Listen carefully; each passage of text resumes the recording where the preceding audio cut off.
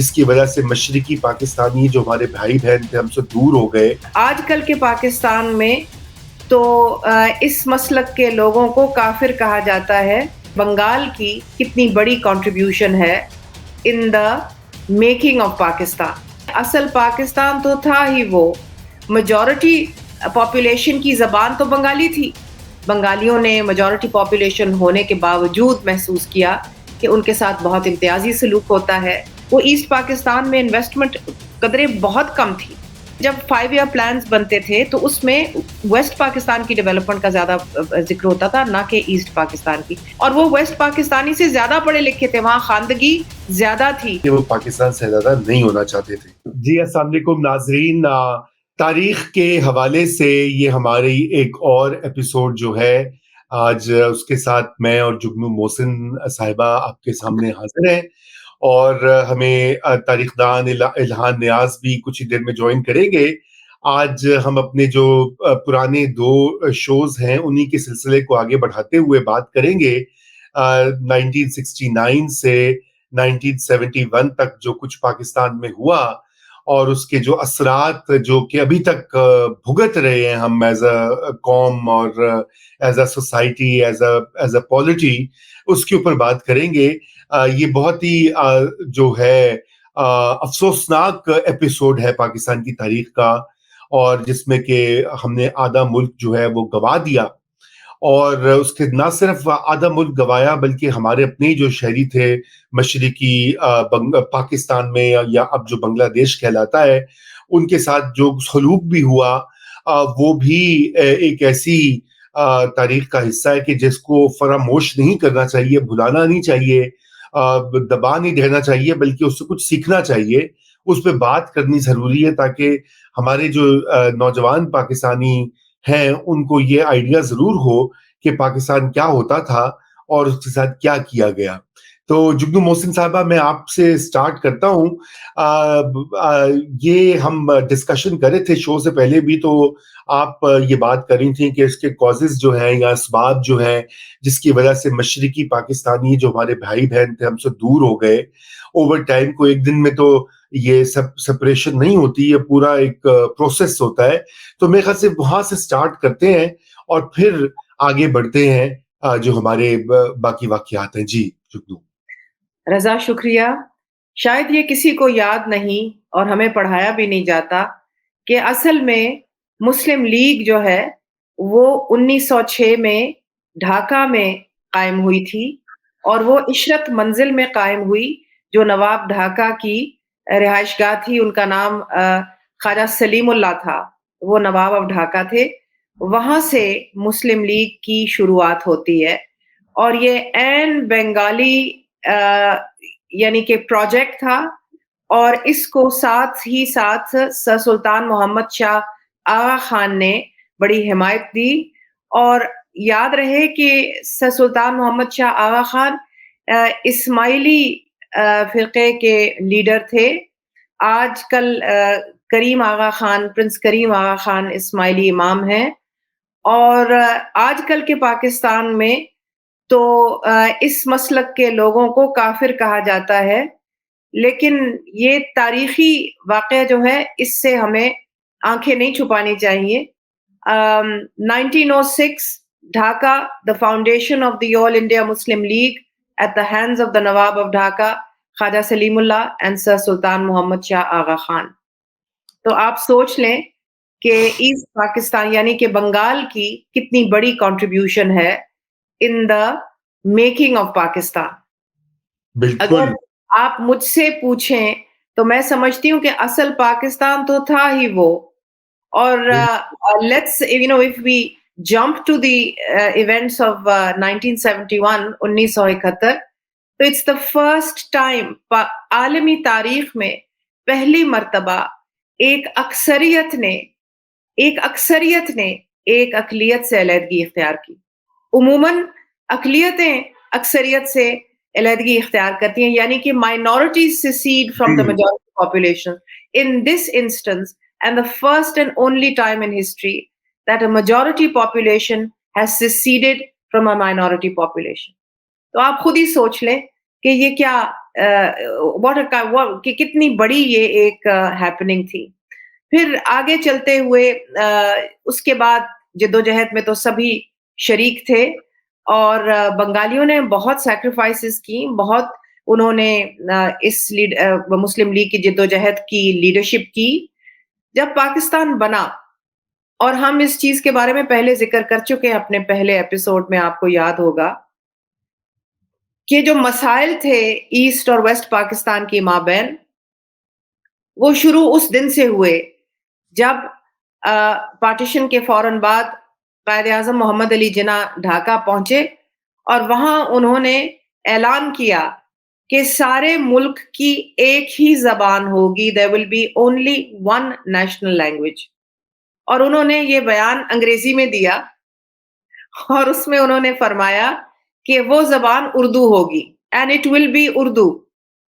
تو بنگالیوں کو وہیں پر جھٹکا لگا, وہیں پر انہوں نے اس چیز کا بہت برا منایا کہ میجورٹی پاپولیشن کی زبان تو بنگالی تھی, اور پھر اس کا اتنا بڑا کردار تھا پاکستان کے حصول میں, اور ایک اردو زبان جو کہ پنجاب کی بھی زبان نہیں تھی, باقی فیڈریٹنگ یونٹس جو تھے پاکستان کے, خیبر پختونخوا اس کو فرنٹیئر کہتے تھے, نہ بلوچستان کی زبان, نہ پشتو تھی, نہ پنجابی تھی, نہ سندھی تھی, نہ کشمیری, یعنی کہ وہ کسی کی بھی زبان نہیں تھی پاکستان جن علاقوں کا بنا. اور یو پی کے کچھ یعنی کہ جو متحرک لیگرز تھے ان کی زبان نواب لیاقت علی خان کی زبان ہو سکتی تھی, جناح صاحب کی اپنی زبان نہیں تھی, his first language was English. وہ گجراتی بھی بھول چکے تھے, اردو بھی ان کو نہیں آتی تھی. تو یہ بنگالیوں نے بہت برا منایا, اور یہ لینگویج بیس کے اوپر سب سے پہلی ریزنٹمنٹ وہاں سے آغاز ہوا, اور اس کے بعد لینگویج رائٹس بھی ہوئے. اور پھر آپ کو پتا ہے کہ جو تاریخ آگے جیسے بنی ویسٹ پاکستان اور ایسٹ پاکستان کے درمیان, اس میں بہت سی کشیدگیاں پیدا ہوئیں. بنگالیوں نے میجورٹی پاپولیشن ہونے کے باوجود محسوس کیا کہ ان کے ساتھ بہت امتیازی سلوک ہوتا ہے. ریسورسز جو تھے وہ سمجھتے تھے کہ ویسٹ پاکستان میں, مغربی پاکستان میں انویسٹ ہوتے تھے, ایسٹ پاکستان سے منتقل ہو جایا کرتے تھے وہاں پر. یہاں تک کہ جب اسلام آباد بننا شروع ہوا تو عوامی لیگ کے لیڈر شیخ مجیب الرحمان اس وقت جوان آدمی تھے. جب وہ اسلام آباد پہلی مرتبہ آئے اور اسلام آباد کو بنتا ہوا دیکھا تو انہوں نے کہا کہ مجھے اسلام آباد کی عمارتوں سے, گلیوں سے, سڑکوں سے جھوٹ کی خوشبو آتی ہے. پٹسن کی, جی بڑا مشہور ان کا یہ پٹسن کی خوشبو آتی ہے, بالکل. اور اینی وے اس دوران تو obviously historically many things took place, اور ان کا بھی ہمیں ان کی نشاندہی کرنی چاہیے. بالکل بالکل. جگنو صاحبہ, میرے خیال سے یہ آپ نے جو بات کہی ان کی اپنی شناخت اور آئیڈینٹی کی, کلچرل آئیڈینٹی کی, اور ان کے سیاسی حقوق جو تھے, متواتر یہ ہوتا رہا کہ ان کو کابینہ میں بھی اگرچہ کہ وہ 56% آبادی تھی مشرقی پاکستان کی, ان کو کیبنٹ میں بھی مکمل اس حساب سے پروپورشن سے جگہ نہیں ملتی تھی کوئی بھی. اور ایوب خان کے سے پہلے ہی اگر آپ کو یاد ہوگا 1 یونٹ بنا دیا گیا تھا 1950. جی ہاں, یہاں میں آپ کی قطع کلامی کرتی ہوں. آپ نے کابینہ کی بات کی رضا, کابینہ میں یاد رہے کہ کچھ پنجابی تھے, کچھ اس کے اندر پٹھان تھے, ابتدائی کابینہ جو بنی, اور یو پی جو کہ پاکستان کا حصہ نہیں تھا, وہ اردو سپیکنگ جو لوگ تھے وہ اکثریت میں تھے, اور ایسٹ پاکستانی نام کے تھے, یعنی کہ نام کے برابر 1-2 وہ تھے. اور پھر جب وہاں پر یہ امتیازی سلوک شروع ہوا, جب لینگویج رائٹس وغیرہ شروع ہوئے اور انہوں نے اپنی مادری زبان کے لیے جدوجہد شروع کی, تو 1956 کی جو کانسٹیٹیوشن ایک بنی, عبوری آئین جسے ہم کہتے ہیں, پینڈنگ الیکشنز, تو اس میں یہ ریکگنائز ہوا, یہ چیز, اس چیز کا اعتراف ہوا کہ چلے اردو بھی ہے ہماری قومی زبان اور بنگالی بھی ہے. اور پھر ایوب خان صاحب نے آ کے 1958 میں وہ عبوری کانسٹیٹیوشن بھی ایبروگیٹ کر دی, وہ سب کچھ سلب ہو گیا. اور اس کے بعد جو ہے نا وہ ایوب ڈیکیڈ کے اندر جو اصل امتیازی سلوک اور اس کے بعد جو سارا کچھ نمایاں ہوا, وہ پھر 1971 تک ہمیں لے آیا.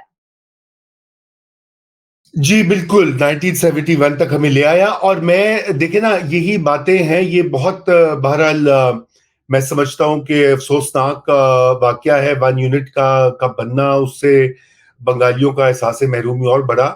لیکن بہرحال یہ اچھی بات ہوئی کہ سب سے پہلے جسے کہتے ہیں جو الیکشن 1970 میں اس کا انعقاد ہوا پاکستان بننے کے بعد، یہ پہلا جنرل الیکشن تھا. جنرل ایوب کو ہم نے ڈسکس کیا تھا ناظرین پچھلے ایپیسوڈ میں، کہ ان کو پھر یحییٰ خان نے اور ان کے جو رفقا کار جنرلز تھے انہوں نے خود ہی فارغ کر دیا، اور خود یحییٰ خان نے اقتدار کو لے لیا، حاصل کر لیا، اور وہ مارشل لاء ایڈمنسٹریٹر بن گئے. اور اس کے بعد انہوں نے کہا کہ ملک میں ایک الیکشن کرایا جائے گا جس کے روح سے نیا آئین بنے گا. اور اب معاملہ یہ ہے کہ وہ الیکشن تو شروع ہو گئے، اس کا انتظامات تو ہو گئے، لیکن ہماری جو تھی اس وقت کی ایجنسیز، ان کا یہ خیال تھا کہ وہ اس کو مینج کر لیں گے، اپنے جو پراکسیز اور اپنے As پرانے always. as always. تو انہوں نے کہا کہ جی ہم اپنی مرضی کی جو ہے نا وہ لے آئیں گے. لیکن وہ یہ بھول گئے کہ پچھلے جو 10 سال ہم نے جس کا پچھلے ایپیسوڈ میں ذکر کیا، اس میں جو اکنامک انیکوالٹی بڑی تھی، جو اس میں پولیٹیکل جو ہے کیا کہتے ہیں آئسولیشن یا ایکسکلوژن ہوئی بہت سارے لوگوں کی، خصوصاً مشرقی پاکستان میں رہنے والے لوگ، اور ادھر ویسٹ پاکستان میں جو غریب طبقہ تھا، مڈل کلاس طبقہ تھا، وہ سخت غصے میں تھا. اور انہوں نے ذوالفقار علی بھٹو اور شیخ مجیب الرحمان کی طرف دیکھا ایز دیئر لیڈرز. اور 1970 کا الیکشن اسی وجہ سے جے ایم آپ مجھے ذرا بتائیں کہ وہ الیکشنز کے ڈائنامکس کے حوالے سے تھوڑی بات کرتے ہیں اور پھر آگے بڑھتے ہیں. جی رضا، یہ الیکشنز کے ڈائنامکس کے سے بات کرنے سے پہلے تھوڑا سا یہ ہم کر لیں بات کہ عوامی لیگ جو تھی وہ ایکچولی مسلم لیگ کا حصہ تھی. وہ جو سارے لیڈرز تھے وہ مسلم لیگ کے ہی لیڈرز ہوا کرتے تھے. لیکن جب یہ امتیازی سلوک شروع ہوا تو ان لوگوں نے اپنے آپ کو علیحدہ کر کے instead of the Muslim league they became the عوامی لیگ. اس میں مولانا بھاشانی تھے، اس میں مجیب الرحمان، اس وقت شیخ مجیب الرحمان اسٹوڈنٹ لیڈر ہوا کرتے تھے. ان لوگوں نے اکٹھے ہو کے پھر یہ عوامی لیگ بنائی. اور یہ جو عوامی لیگ بنی، اس نے وہاں پر اپنے حقوق کے لیے جب جدوجہد شروع کی تو انہوں نے یہی بات کی کہ اکنامک ڈسپیرٹی گلیئرنگ تھی، یعنی صاف ظاہر تھی کہ جوٹ کی ملیں جو تھیں وہ ویسٹ پاکستان کے جو تھے سرمایہ کار، حالانکہ ان کی کچھ کی تو بنگال میں ہی اوریجنز تھیں، لیکن ٹرانسفر آف کیپٹل جو تھا، جو سرمایہ جو کماتے تھے وہ ویسٹ پاکستان میں لگتا تھا. پھر جو ایڈ آتی تھی جو کہ یونائٹڈ اسٹیٹس آف امریکہ سے، اس وقت آپ کو یاد ہوگا ہم نے یہ ذکر کیا تھا پچھلے جی ایپیسوڈ میں، وہ جی زیادہ تر ویسٹ پاکستان کے انفراسٹرکچر پہ لگتی رہی. وہ ایسٹ پاکستان میں انویسٹمنٹ قدرے بہت کم تھی. اور پھر جب 5 ایئر پلانز بنتے تھے تو اس میں ویسٹ پاکستان کی ڈیولپمنٹ کا زیادہ ذکر ہوتا تھا، نہ کہ ایسٹ پاکستان کی. یہ سب چیزیں پھر سول سروسز میں ان کی اس طرح نمائندگی نہیں تھی، فوج میں ان کی اس طرح نمائندگی نہیں تھی جس طرح کہ ایک پاپولیشن کی ہونی چاہیے. اور وہ ویسٹ پاکستانی سے زیادہ پڑھے لکھے تھے، وہاں خواندگی زیادہ تھی ایسٹ جی پاکستان میں ویسٹ درست. پاکستان کے مقابلے میں. تو جب ان لوگوں نے عوامی لیگ کے لیڈرز نے جب مل کے اپنے 6 پوائنٹس، بڑے مشہور الزمانہ وہ 6 پوائنٹس کہلاتے ہیں، جو انہوں نے اس کو جب اناؤنس کیا کہ جی یہ ہمارے مطالبات ہیں.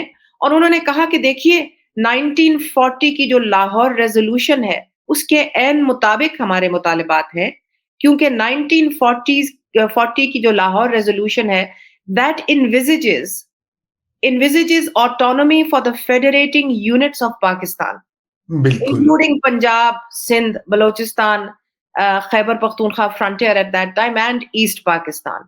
تو یعنی کہ autonomy was already envisaged in the 1940 resolution. تو انہوں نے کوئی انوکھی ایسی بات نہیں کی، لیکن of course کیونکہ معاملات اتنے آگے بڑھ چکے تھے، ریزنٹمنٹ اتنی بڑھ چکی تھی کہ انہوں نے پھر جب وہ ڈیلینیٹ کیے اپنے 6 نقاط، تو وہ پھر بہت لوگوں نے سمجھا بہت ایکسٹریم ہے. اس میں انہوں نے کہا کہ جی ہم فیڈریٹنگ یونٹس ہوں گے، ڈیفنس، خارجی امور، صرف 2 سبجیکٹس ہوں گے جو کہ वफाक के पास होने चाहिए, बाकी सब जो हैं वो फेडरेटिंग यूनिट्स के पास इख्तियारात होने चाहिए। अच्छा, उसके बाद उन्होंने कहा कि हमारी जो जो करेंसीज़ हैं, यानी कि जो रुपया है या टका है, उनका टका था, हमारा रुपया, अब उनका टका बना, उस वक़्त तो रुपया ही था, जो सिक्का राइजुल वक़्त था। तो उन्होंने कहा जो हमारा सिक्का है, वो कन्वर्टिबल होगा।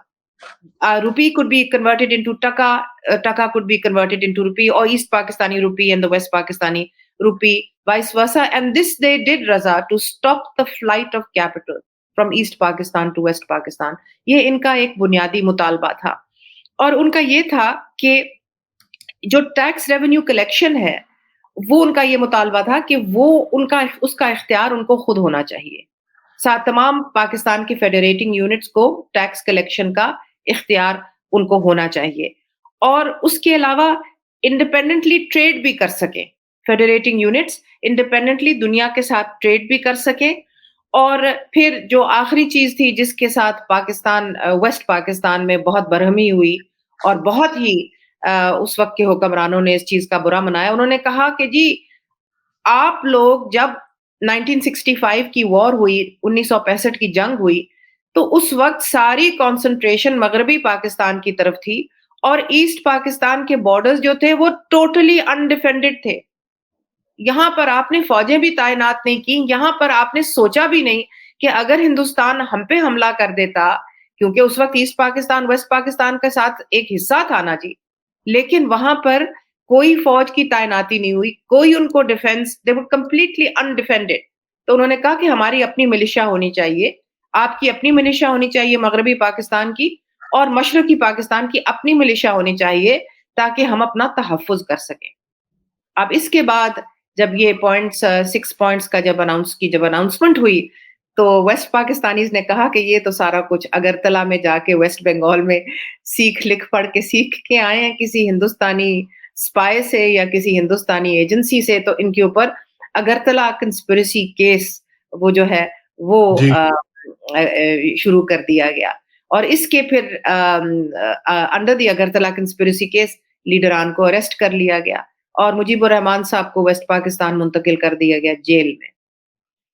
बिल्कुल, उनको मुंतकिल कर दिया गया, और इसी पूरे मामले में हालांकि बाद में ये प्रूव भी हुआ कि ये बहुत सारे केसेस जो हैं शेख मुजीबुर रहमान के खिलाफ बनाए गए। बल्कि बड़ी इंटरेस्टिंग बात, चूंकि अब ये जिक्र हो ही रहा है, कि आखिरी वक्त तक बहुत से लोगों का ये कहना है कि वो पाकिस्तान से अलहदा नहीं होना चाहते थे। जी। तो ये बार्गेनिंग पोजीशंस थी, मैक्सिमलिस्ट पोजीशन थी, जिसके थ्रू वो चाह रहे थे कि आपने जो 6 नुकात का जिक्र किया, जिसको कि मगरबी पाकिस्तान में बहुत बुरा भला कहा गया और गद्दारी से जोड़ा गया, तो वो हुआ। लेकिन 70 के इलेक्शन जब हो गए, तो इधर स्वीपिंग मेजॉरिटी शेख मुजीबुर रहमान को मिली मशरकी पाकिस्तान में, इधर जी, भुट्टो साहब को 163 सीट्स से में से 160 वो ले गए रजा।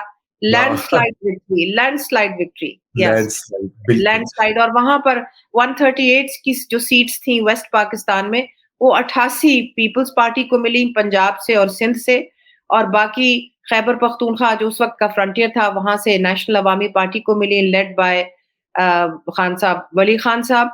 और जो बलोचिस्तान की पार्टी थी वो Marxist national Awami party led by नवाब खैर बख्श मड़ी, अताउल्लाह मेंगल, उनको मिली। बिल्कुल उनको ये मिली, और ये इस तरह से अब मामला आ गया ट्रांसफर ऑफ पावर का। लेकिन यहाँ पर मगरबी पाकिस्तान में जो उस वक्त जनरल याया और उनके एसोसिएट्स थे, उनका ये ख्याल था कि हमने पावर जो है वो शेख मुजीब को कैसे दे दें। ये तो पहली तो प्रॉब्लम ये है कि ये तो ओपनली कहता है कि इंडिया के साथ ताल्लुकात ठीक करो, तो अब जाहिर बात है ये तो एक रेड फ्लैग है। आप ये जी, अच्छा, फिर ये ऑटोनॉमी मांग रहे हैं, आपने कहा करेंसी और रिसोर्सेज और वगैरह वगैरह। तो ये सारे मामलात में डिले करते गए कि कौमी असेंबली का इजलास, जो कि उस वक्त कंस्टिट्यूएंट असेंबली थी जिसने आइन बनाना था, नाजरीन, उस असेंबली का सबसे पहला काम ये था कि चूंकि पाकिस्तान में आइन कोई था ही नहीं जो फंक्शनल आइन हो, उससे पहले एक लीगल फ्रेमवर्क ऑर्डर जनरल याया ने इशू किया था। तो ये आइन साजी के लिए ये इलेक्शन करवाए गए, और फिर इनका सबोटाज किया गया, आगे जाके इसको पावर को ट्रांसफर ही नहीं किया गया। और ये मैं समझता हूँ जुगनू के یہ ایک بہت ہی افسوسناک روایت ہے کہ بالکل، سویلین لیڈرز کو الیکٹڈ جو جیتے ہیں الیکشن ان کو ہم نے پاور نہیں ٹرانسفر کرنی. جی، اور ذوالفقار علی بھٹو جو تھے, اب ظاہری بات ہے کہ وہ بھی ایک طرف تو ان کے ہی was also an aspirant to the higher office, اور ادھر شیخ مجیب کی میجورٹی تھی کیونکہ مشرقی پاکستان کی سیٹیں میجورٹی میں تھی. تو ادھر یہ بتائیے کہ اس وقت ابھی بعد میں یہ ہوا کہ فیصلے تو دیکھیے نا, کمانڈ تو جنرل یحییٰ خان کے ہاتھ میں تھی, جی ہاں. لیکن پورا کئی دہائیوں سے ذوالفقار علی بھٹو کو جو ہے نا الزام دیا جاتا ہے کہ یہ جی ان کا آئیڈیا تھا, انہوں نے پش کیا, انہوں نے یحییٰ خان کو سکھایا پڑھایا, وہ ایک اقتدار میں خود آنا چاہتے تھے, مجیب کو باہر رکھنا چاہتے تھے. تو ذرا اس کے اوپر آپ بتائیں, آپ کیسا اس کو سمجھتی ہیں کہ واقعی میں بھٹو صاحب کو جو ملائن کیا جاتا ہے یا وہ رول دیا جاتا ہے تو وہ درست ہے؟ اس پہ ضرور آئیں گے. ایک چیز ہمیں بھولنی نہیں چاہیے, وہ یہ کہ the straw that broke the camel's back, as far as آپ نے کیونکہ ابھی ذکر کیا نا کہ کئی لوگ تھے مشرقی پاکستان میں جو کہ میکسملسٹ پوزیشنز کے اوپر کھڑے تو تھے, لیکن وہ شاید پاکستان کی وہ توڑنا نہیں چاہتے تھے, اور وہ چاہتے تھے کہ کسی طریقے سے ہم لوگ پھر بھی اکٹھے رہ جائیں ایز اے فیڈریٹنگ یونٹس کا ایک نیشن.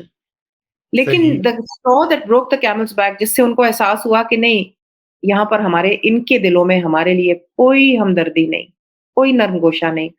وہ رضا 1970 کا جو سائیکلون تھا نا, بھولا جس کا نام تھا, اس نے جو بربادی مشرقی پاکستان میں برپا کی, اور جو مغربی پاکستان کا رسپانس تھا, اس کے بعد اس سے وہاں کے لوگوں کو, بنگالیوں کو احساس ہو گیا کہ نہیں جی, یہ ہمیں اپنے جیسا سمجھتے ہی نہیں, یہ ہمیں انسانوں کی فہرست میں گنتے ہی نہیں. کیونکہ آپ کو پتا ہے کہ وہاں پر 3 لاکھ سے 5 لاکھ تک جو انٹرنیشنل ایسٹیمیٹس ہیں اس کے, آج بھی 3 لاکھ سے 5 لاکھ لوگ ان کی جانوں کا ضیاع ہوا, اور بالکل. انگنت نقصانات ہوئے, اور ملینز جو ہیں وہ ڈسپلیس ہوئے, اور ان کی زندگیاں, ان کا گھر بار, ان کے روزگار, مطلب ان کے خاندان مٹ گئے, اور ان کی کل مٹ گئی. اور یہاں پر ویسٹ پاکستان کے, حالانکہ اس وقت ہمارے پاس امریکن ایڈ بھی تھا, یہ بھی تھا, وہ بھی تھا, لیکن there was nobody came to their rescue really, and the response was extremely poor. تو اس کے بعد میں سمجھتی ہوں کہ that was a turning point, جو کہ اس کے بعد پھر جو پاکستان, ایسٹ پاکستان اور ویسٹ پاکستان کے جو حالات تھے, اس کے بعد بگڑتے ہی چلے گئے, اور اکٹھے رہنے کا بھولا سائیکلون کے ریسپانس نے معاملہ ختم ہی کر دیا.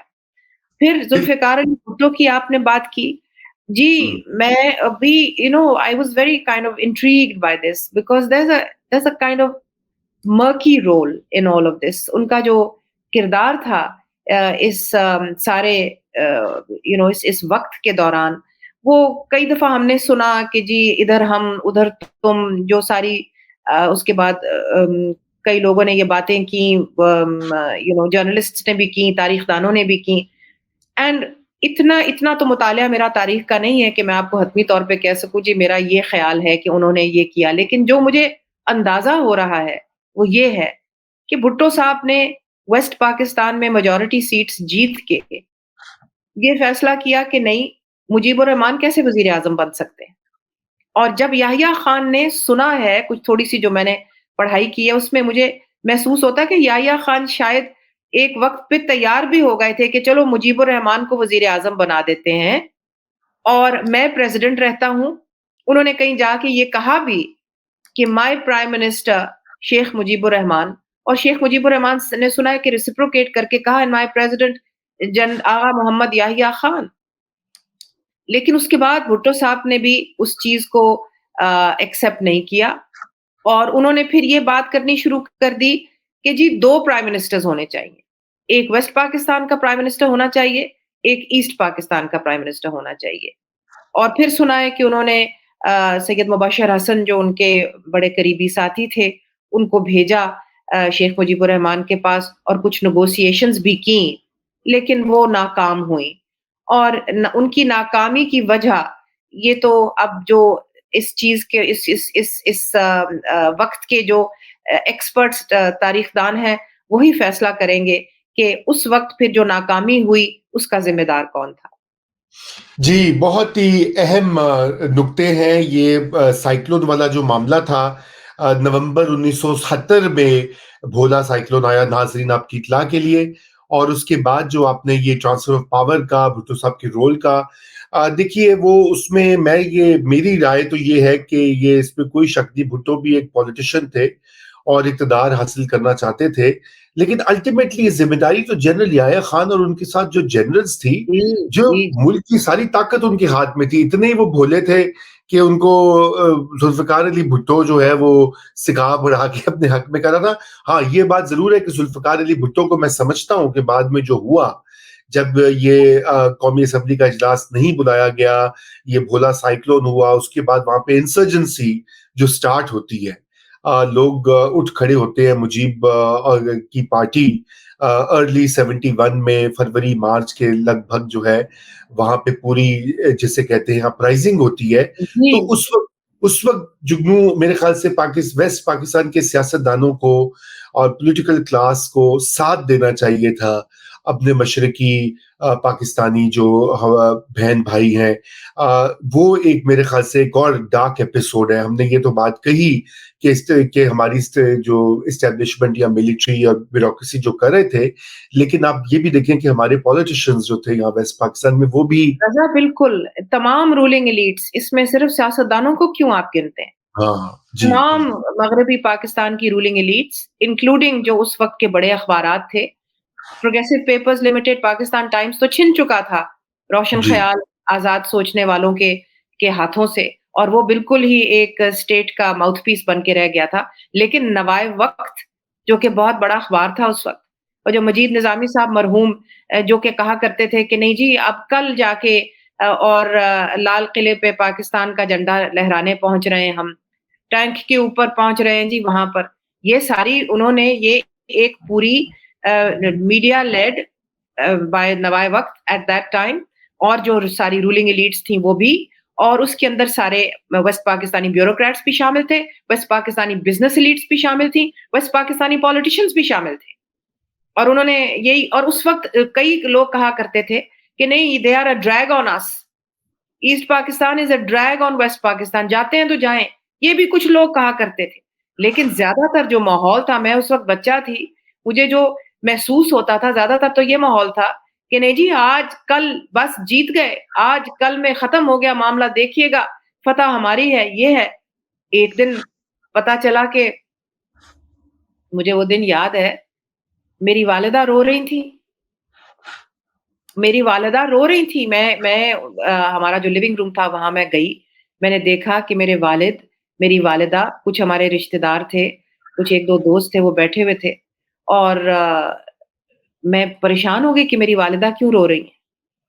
میں باہر نکلی تو میں نے کسی سے پوچھا کہ کیوں رو رہی ہیں، تو کہا کہ آپ کو نہیں پتا ہم لوگ جنگ ہار گئے، اور ہم لوگ اس وقت اپنے فارم پہ تھے کیونکہ جنگ کا زمانہ تھا، تو ہمیں بچوں کو سب پروٹیکٹ کر کے شہروں سے دور لے آئے ہوئے تھے ماں باپ۔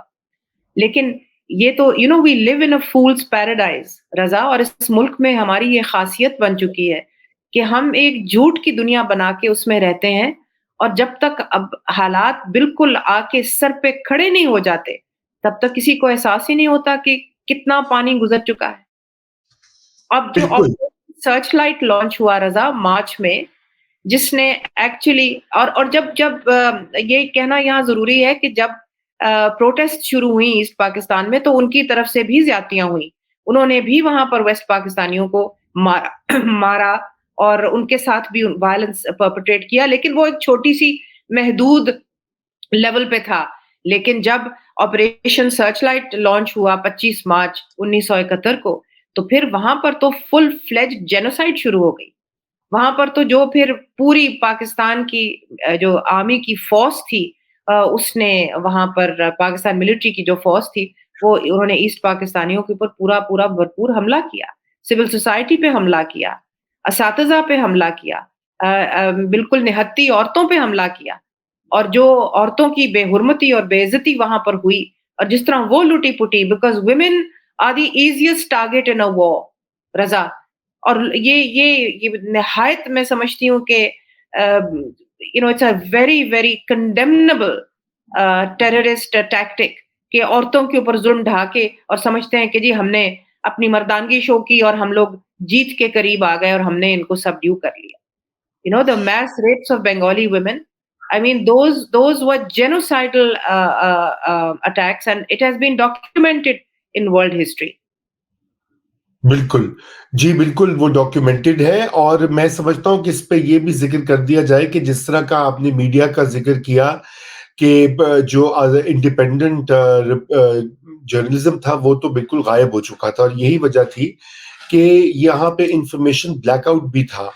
یہاں پہ ویسٹ پاکستانی عوام کو پتہ ہی نہیں تھا کہ وہاں پہ ہو کیا رہا. آپ نے آپریشن سرچ لائٹ کی بات کی, ڈھاکہ میں انٹلیکچوئلس کو, پروفیسرز کو مار دیا گیا. اس کے بعد اور جو مکتی بہانی جو ہے, جو کہ لبریشن فورس ان کی تھی, لبریشن آرمی تھی جی بنگال جی پاکستان کی مکتی ہاں جی, تو باہنی. ان کی بالکل, تو وہ ایک ون سائیڈڈ اور ایک ڈاکٹرڈ قسم کا انفارمیشن یہاں پہ لوگوں کو دی جا رہی تھی. اور یہ بھی وجہ تھی کہ عوام کو پتہ ہی نہیں تھا. یہ ایک بڑا اہم, ہمیں پتہ ہی نہیں تھا ویسٹ پاکستان میں کہ ایکچولی ہو کیا رہا ہے. اور یقین مانیے کہ دس از another interesting fact of history کہ ایک صحافی تھے, کراچی سے تھے, ان کا نام تھا اینٹنی ماسکرینس. ان کو پاکستان کی جو افواج تھیں انہوں نے ایسٹ پاکستان بھیجا کہ وہ وہاں سے رپورٹنگ کریں گے اور مثبت رپورٹنگ کریں گے, کوٹ آن کوٹ, جسے مثبت رپورٹنگ کہتے ہیں, پازیٹیو رپورٹنگ کرنے کے لیے بھیجا ایسٹ پاکستان. اور وہاں سے پھر وہ جو رپورٹس فائل کریں گے اس کے ذریعے لوگوں کو پتا چلے گا کہ کتنی کامیابی حاصل ہو رہی ہے. اینٹنی ماسکرینز اللہ کا بندہ جب پہنچا ایسٹ پاکستان اور انہوں نے دیکھا جو ظلم ڈھایا جا رہا تھا, تو وہ وہاں سے بھاگ کے ہی fled and he went to the United Kingdom. وہ بھاگ کے لندن آ گئے اور انہوں نے لندن میں بیٹھ کے پھر جو انہوں نے دا لندن ٹائمز میں ساری وہ لکھی داستان جو کہ ان کا آنکھوں دیکھا حال تھا جو ایسٹ پاکستان میں ظلم ڈھائے جا رہے تھے, تو اس کے بعد بی بی سی نے اس سٹوری کو پک اپ کیا اور دنیا میں پھیلایا اور بتایا کہ ایکچولی ایسٹ پاکستان میں ہو کیا رہا ہے. اور بی بی سی کی اس وقت کی لائن تھی کہ Mascarenhas' reportage played its part in the ending of the Bangladesh war and turned world opinion against Pakistan, and it encouraged India to play a decisive role.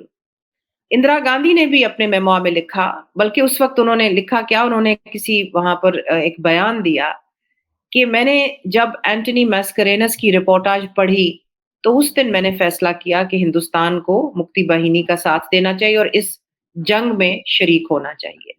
So the blackout of news is always a bad thing Raza, it's always a bad thing. اور the doctoring of news is also a bad thing, کیونکہ جب حقیقت سامنے آتی ہے کھل کے تو پھر اس کا علاج کوئی نہیں رہ جاتا, کوئی نہیں رہتا. بالکل بالکل 100% آپ نے یہ میرے خیال سے آج بھی, اور یہ ناظرین ہم یہ جو بات کر رہے ہیں اسی لیے ہم بات کر رہے ہیں کہ تاکہ ہماری جو اشرافیہ ہے, ہماری لیڈز جو ہیں خصوصاً اسٹیبلشمنٹ میں اور بیوروکریسی میں, وہ یہ کچھ سیکھیں کہ تاریخ میں سے کہ آپ بلیک آؤٹ جب کرتے ہیں تو اس کا نقصان ہوتا ہے, اس کا کوئی فائدہ نہیں ہوتا. اور یہ ہی میں جو ہے نقطہ آج یہ اٹھانا چاہ رہا تھا کہ یہ پوری کہانی ہے. تو الگ سے ہم ایک پروگرام کر سکتے ہیں کہ وہاں پہ ایسٹ پاکستان میں جرنلسٹ جو ہیں وہ کیا کہہ رہے تھے, ان کی تنظیمیں کیا کہہ رہی تھی, ویسٹ پاکستان میں کون سے کچھ ہمارے تھے ہمیشہ کی طرح کریجیس اور بولڈ لوگ ادھر ایک مائنورٹی میں تھے جو لوگوں کو بتا رہے تھے, کوشش کرتے تھے. لیکن مین اسٹریم جو بڑے اخبارات تھے وہ تو ٹوٹلی ایک لائن لیتے تھے نا, جو کہ ہماری ویسٹ پاکستانی اسٹیٹ کی تھی. تو ادھر یہ انڈیا اس جنگ میں شامل ہوتا ہے, اندرا گاندھی کو ایک موقع ملتا ہے. اچھا, اس میں ایک نقطہ جو ہم اکثر بھول جاتے ہیں کہ تقریباً یہ کہا جاتا ہے کہ لاکھوں جو ریفیوجیز تھے وہ انڈیا کی طرف مارچ کر گئے. وہاں پہ بھی ایک ہیومینیٹیرین کرائسس پیدا ہو گیا جب یہاں پر جنگ شروع ہوئی, سول وار جو ہی تھی, تو اس کا اثر انڈیا کے اوپر پڑا. اور انڈیا یہ ایکسکیوز یہ ہمیشہ یوز کرتا ہے کہ جی وہاں پہ ہمارے اتنے ایک ہیومینیٹیرین کرائسس تھا, ہم ان کو بچانے کے لیے ہم نے انٹروین کیا. ظاہری بات ہے اس میں اور فیکٹرز بھی شامل ہیں, ایک جو بالکل بعد میں ابھی وہ بالکل بغلیں بچاتے ہیں ہر دسمبر 71 کے اوپر انڈینز کے, جی دیکھو ہم نے کیا وکٹری حاصل کی. تو یہ انڈیا کا جو رول ہے, اور اس کے بعد جو کیونکہ وہ بھی میں سمجھتا ہوں کہ وہ اگر انٹرونشن نہ ہوتی تو شاید یہ بنگالیوں کو ہم سے جو ہے وہ آزادی نہ حاصل ہوتی. I think that is one view of the. that's a possibility. اور وہ جو ویسٹ پاکستان کی اشرافیہ تھی, ایلیٹس تھیں, ان کا تو یہی خیال تھا نا, بیکاز 1965 میں 65 کی جنگ بھی جو تھی اس کو وہ بھی جھوٹ پہ اختتام ہوا, اس کا وہ بھی بڑا منایا جاتا تھا جی, ڈیفینس آف پاکستان ڈے, بہت پاکستان کی ایک بہت بڑی فتح تھی, وہ بھی جھوٹ پہ مبنی تھا. تو اس لیے لوگوں کا خیال تھا کہ جی ہم تو ہار ہی نہیں سکتے, ہم تو ہار ہی نہیں سکتے. اور پھر جب 1971 کا وہ ہوا سانحہ, اور یہ تو اس وقت people were completely unprepared and they were shocked کہ یہ کیا ہو گیا. تو یہی ہے نا رضا کہ یو نو دیز تھنگز, جو یہ جو جھوٹ پہ مبنی جو بھی ہوتا ہے, ایک عمارت بنی ہوتی ہے, اس کے پیر نہیں ہوتے, اس کی کوئی فاؤنڈیشنز نہیں ہوتی, اور اس نے گرنا ہی گرنا ہوتا ہے.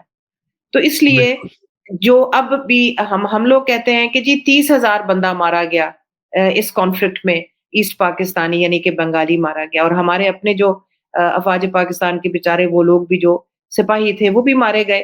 لیکن جو اور وہ ہندوستان کا پروپیگنڈا ہے کہ جی کوئی 3 ملین لوگ مارے گئے, 3 ملین لوگ مارے گئے.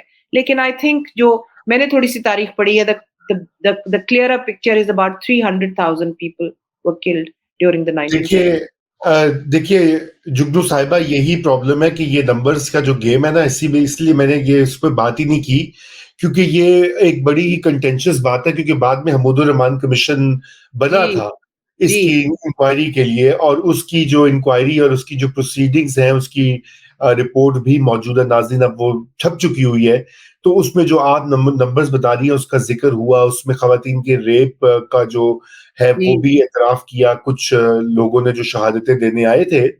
مگر سوال یہ پیدا ہوتا ہے کہ ایک شخص بھی, ایک یہ تھے تو پاکستانی شہری نا, 3 لاکھ ہو, 3 ملین ہو یا 3 ہو, بالکل سب کی جانیں پریشس تھیں. بالکل اپنے ہی لوگوں کے اوپر, اپنے ہی لوگوں کو آپ مارنا شروع کریں گے مارچ سے دسمبر تک, جو کہ بہت ہی افسوسناک اور میں سمجھتا ہوں سیاہ باب ہے ہماری ہسٹری کا, بہت ان ٹرمز آف کہ جو ہم نے جس طرح سے وہاں پہ اپنے شہریوں کے اوپر جو کیا, اور ساتھ میں پھر ملک ڈس ممبر ہو گیا. میجورٹی, جیسے آپ نے شروع میں کہا کہ یہ انوکھا واقعہ ہے دنیا کی تاریخ میں کہ میجورٹی جو ہے وہ مائنورٹی کو چھوڑ کر تو کہہ رہی کہ ہم آپ کے ساتھ نہیں رہنا چاہتے. بہرحال جی, تو وہ اس پورے پروسیس میں انفارمیشن بلیک آؤٹ رہا. میں سمرائز ریکیپ کر رہا ہوں فور اور ہماری ادھر ویسٹ پاکستان کی جو ایلیٹس تھیں وہ بالکل انسینسٹیو رہیں ان اپنے شہریوں کے اور اپنے ہم وطن بھائی بہنوں کے ساتھ جو کچھ وہاں پر ہو رہا تھا. اور ٹھیک ہے, ایکسیسز مکتی بانی بھی کری تھی, انڈیا ان کو آرمز اور مدد دے رہا تھا, انہوں نے بھی وہ بہت سارے قصے ان کے ٹارچر وغیرہ کے. لیکن ہم یہ بات نہیں بھول سکتے کہ ہمارے وہ لوگ ہمارے بہن بھائی تھے, ہمارے کو سٹیزنز تھے, ہمارے بہن بھائی تھے. جی بالکل. تو یہ 71 والا پھر یہ دسمبر 16 کو الٹیمیٹلی سرنڈر ہوا. وہی جو کہا, اور بڑے مزے کی بات ہے, جے ایم کے ڈان اخبار کی جو آپ بات کہی نا, ان کی اس دن ہیڈ لائن تھی کہ وار انٹل وکٹری, کہ ابھی تو ہم جیت رہے ہیں. سو انٹل وکٹری جو ہے نا, یہاں پہ یہی پروپیگنڈا لوگوں کے ذہن میں ڈالا جاتا تھا کہ جو آپ کہیں نا ہم جیت گئے. ادھر سرنڈر کر رہے ہیں جنرل نیازی اور دیگر جو لوگ وہاں پہ تھے کمانڈ میں. اور وہ بڑی آئیکونک تصویر ہے جو کہ اب استعمال ہوتی ہے. میں نے دیکھا ہے کہ وہ وہاں پہ بنگلہ دیش میں بھی اور انڈیا کے سرکاری دفاتر میں انہوں نے لگائی ہوئی، کیونکہ ان کے ہاں تو وہ بہت بڑی وہ وکٹری تھی فار اندرا گاندھی. بعد میں وہ اس کو بوسٹ بھی کرتی رہیں، اور میں سمجھتا ہوں کہ وہ بھی ایک ریزن بنا. ہم اگلی ایپیسوڈ میں بات کریں گے کہ 1971 کا جو زخم ہے وہ باڈی پالیٹک کے اوپر، وہ ابھی تک بھلا نہیں پائے. وہ پھر ایک نئی ڈائریکشن میں سیکورٹائزیشن ہوگی اسٹیٹ کی، کہ پرماننٹ انسیکیور اسٹیٹ بن گئی. بہرحال یہ ہم آگے بات کریں گے. تو جی 16 دسمبر کو جب یہ ہوا سرنڈر، اس کے بعد ہزاروں قیدی جو ہیں پاکستانی فوج کے، وہ انڈیا نے ان کو کسٹڈی میں لے لیا.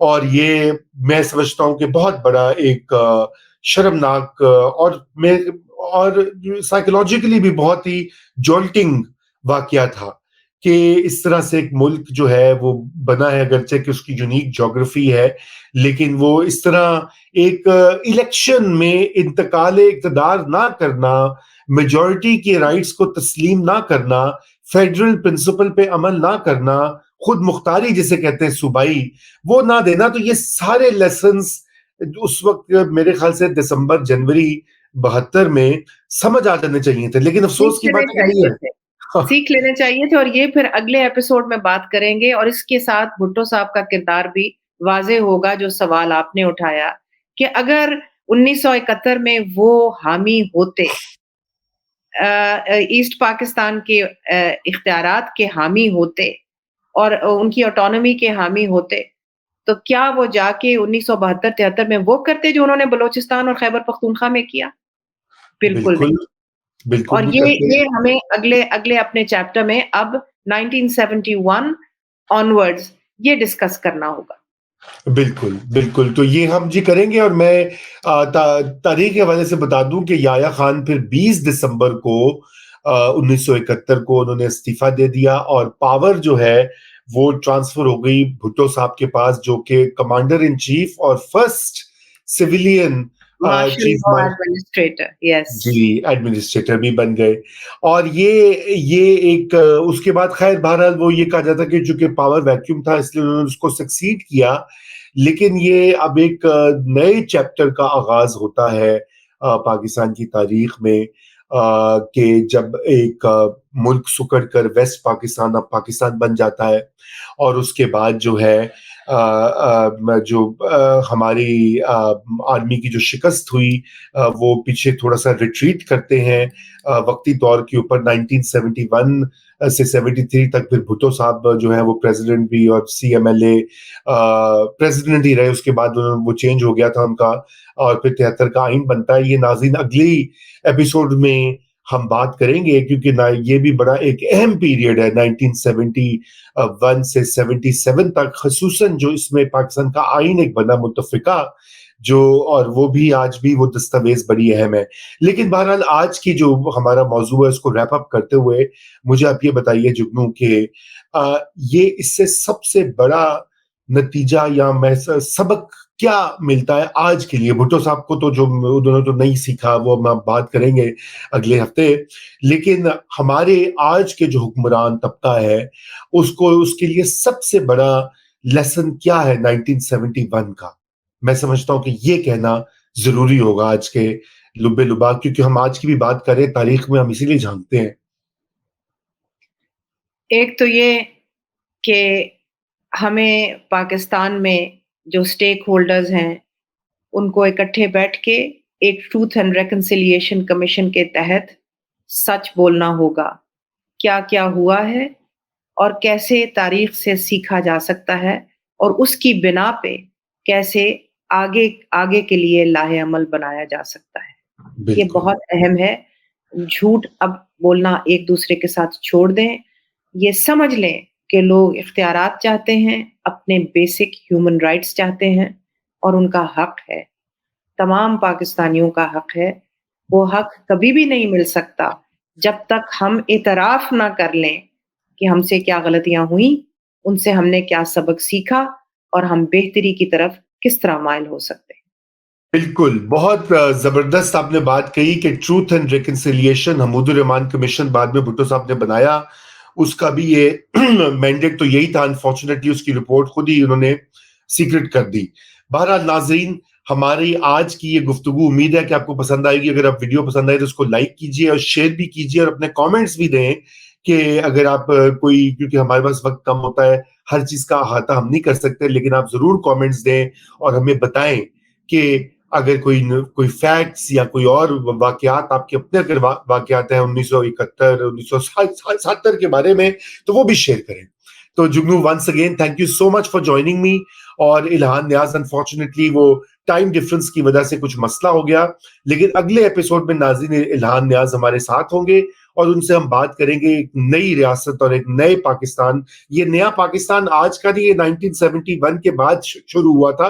بتاتا چلوں خصوصاً ینگ لوگوں کو, اس وقت بھی یہ نیا پاکستان کہلاتا تھا. ویسے آخری چیز میں یہ کہنا چاہوں گی کہ آج کل کے جو ینگ لوگ ہیں ان کو میں کیا کہوں, وہ سمجھتے ہیں کہ شاید پاکستان میں یہ پہلی مرتبہ سب کچھ ہو رہا. ہاں جی بالکل ہمارے بالکل, یہی پروگرام دیکھیے اور اس سے آپ کو ظاہر ہوگا کہ یہ جناب پہلے دن سے یہی ہوتا آ رہا ہے. پہلے ماشاء دن سے اللہ, ہوتا ہے. بالکل ماشاء اللہ. بالکل. تو اس کے ساتھ ہی آج آپ سے اجازت اور خدا حافظ.